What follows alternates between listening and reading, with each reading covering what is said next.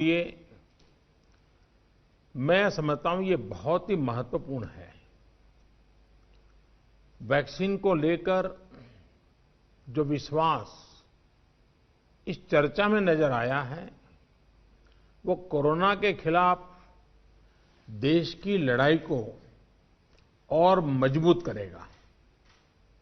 यहां जो प्रेजेंटेशन हुआ उसमें भी विस्तार से ये बताया गया कि कितने दिनों से प्रयास चल रहे हैं, क्या क्या चल रहे हैं, अब कहां पहुंचे हैं और किस मजबूती से हम आगे बढ़ रहे हैं। साथियों, इस बारे में बीते दिनों में मेरी सभी राज्यों के मुख्यमंत्रियों से भी लंबी बात हुई थी। टीकाकरण को लेकर राज्य सरकारों के अनेक सुझाव भी मिले थे। कुछ दिन पहले मेरी मेड इन इंडिया वैक्सीन बनाने का जो प्रयास कर रही वैज्ञानिक टीम है, काफी देर तक उनसे बहुत ही सार्थक मेरी बातचीत हुई है। वैज्ञानिकों से भी मिलने का मौका मिला है और भारत के वैज्ञानिक अपनी सफलता को लेकर बहुत ही आश्वस्त हैं। उनका कॉन्फिडेंस लेवल बहुत ही मजबूत है जी। अभी अन्य देशों की कई वैक्सीनों के नाम बाजार में हम सब सुन रहे हैं, लेकिन फिर भी दुनिया की नजर कम कीमत वाली सबसे सुरक्षित वैक्सीन पर है और इस वजह से स्वाभाविक है पूरी दुनिया की नजर भारत पर भी है। अहमदाबाद, पुणे और हैदराबाद जाकर मैंने ये भी देखा है कि वैक्सीन मैन्युफैक्चरिंग को लेकर देश की तैयारियां कैसी हैं। हमारे भारतीय manufacturers, ICMR, department of biotechnology और ग्लोबल इंडस्ट्री के अन्य दिग्गजों के बहुत ही संपर्क में रह करके तालमेल के साथ काम कर रहे हैं। आप एक तरह से मानकर चलिए कि सभी कमर कस के तैयार बैठे हैं। करीब करीब 8 ऐसी संभावित वैक्सीन है जो ट्रायल के अलग अलग चरण में और जिनकी मैन्युफैक्चरिंग भारत में ही होनी है। जैसा यहां चर्चा में भी बात आई, भारत की अपनी 3 अलग अलग वैक्सीन का ट्रायल अलग अलग चरणों में है। एक्सपर्ट्स ये मानकर चल रहे हैं कि अब कोरोना की वैक्सीन के लिए बहुत ज्यादा इंतजार नहीं करना पड़ेगा। माना जा रहा है कि अगले कुछ हफ्तों में कोरोना की वैक्सीन तैयार हो जाएगी। जैसे ही वैज्ञानिकों की हरी झंडी मिलेगी, भारत में टीकाकरण अभियान शुरू कर दिया जाएगा। टीकाकरण के पहले चरण में किसे वैक्सीन लगेगी, इसे लेकर भी केंद्र सरकार राज्य सरकारों से मिले सुझावों के आधार पर काम कर रही है। इसमें प्राथमिकता कोरोना के मरीजों के इलाज में जुटे health care workers, frontline workers और जो पहले से गंभीर बीमारियों से जूझ रहे हैं वैसे बुजुर्ग लोगों को दी जाएगी।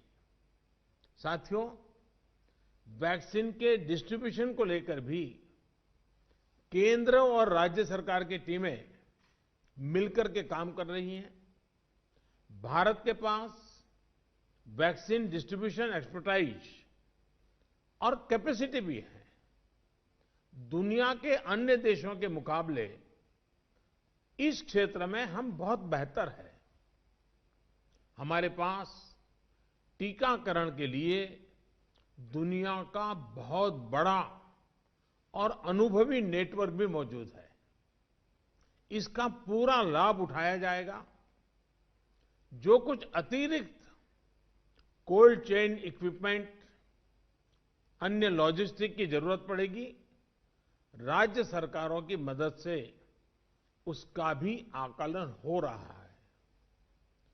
कोल्ड चेन को और मजबूत करने के लिए भी साथ ही साथ अनेक नए प्रकल्प भी चल रहे हैं, कई और नए प्रयास भी चल रहे हैं। भारत ने एक विशेष सॉफ्टवेयर भी बनाया है, कोविन, जिसमें कोरोना वैक्सीन के लाभार्थी वैक्सीन के उपलब्ध स्टॉक और स्टोरेज से जुड़ी रियल टाइम इंफॉर्मेशन रहेगी।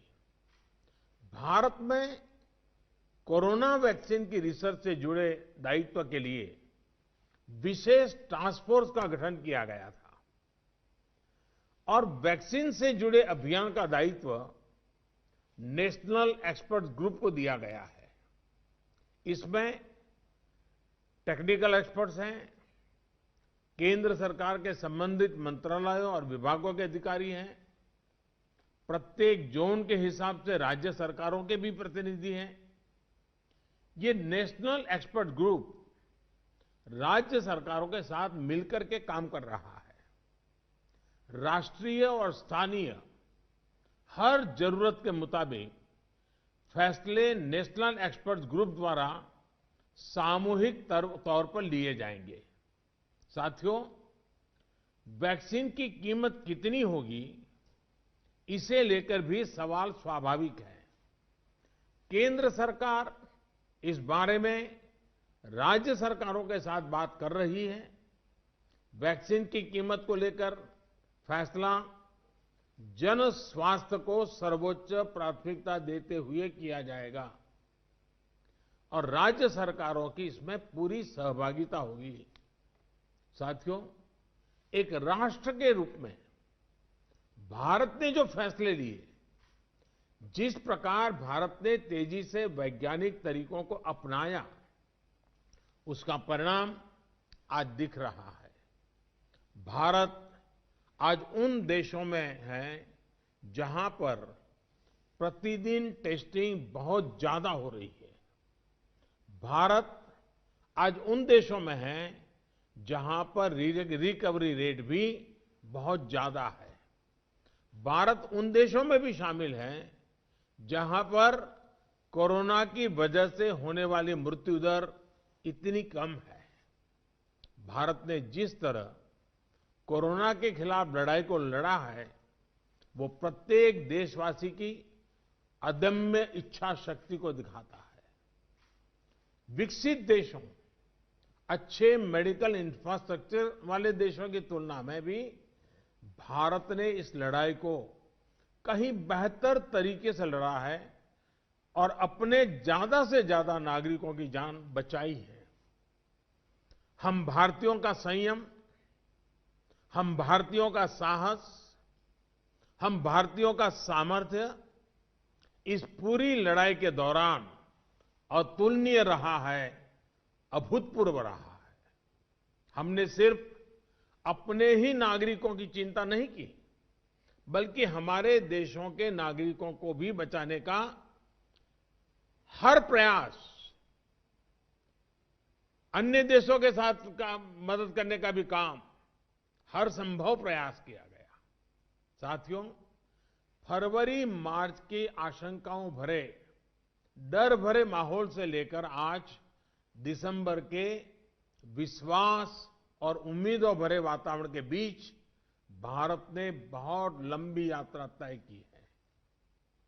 अब जब हम वैक्सीन के मुहाने पर खड़े हैं, तो वही जनभागीदारी, वही साइंटिफिक अप्रोच, वही सहयोग आगे भी बहुत जरूरी है।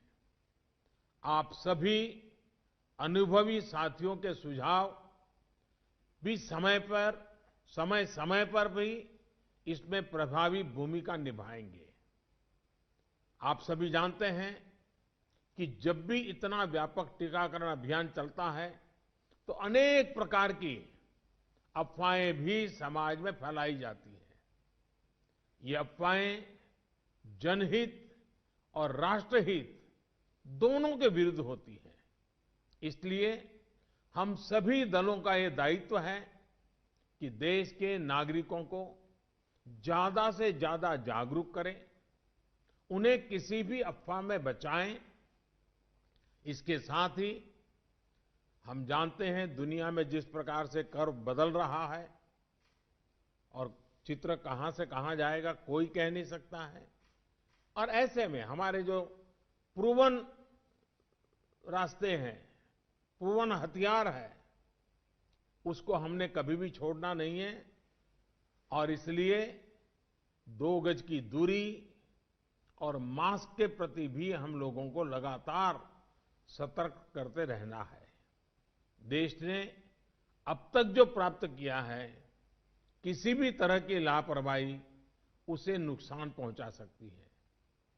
मैं सभी राजनीतिक दलों के महानुभावों से आग्रह करूंगा, हर एक को आज बोलने का अवसर नहीं मिला है, लेकिन मेरी प्रार्थना है कि आप लिखित भेजिए। आपके सुझाव बहुत काम आएंगे, आपके सुझावों को गंभीरता से लिया जाएगा और योजना में वो भी बहुत पूरक होंगे। इन सभी आग्रह के साथ मैं आज आप सभी का बहुत बहुत आभार व्यक्त करता हूं। आपने समय निकाला, बहुत बहुत धन्यवाद।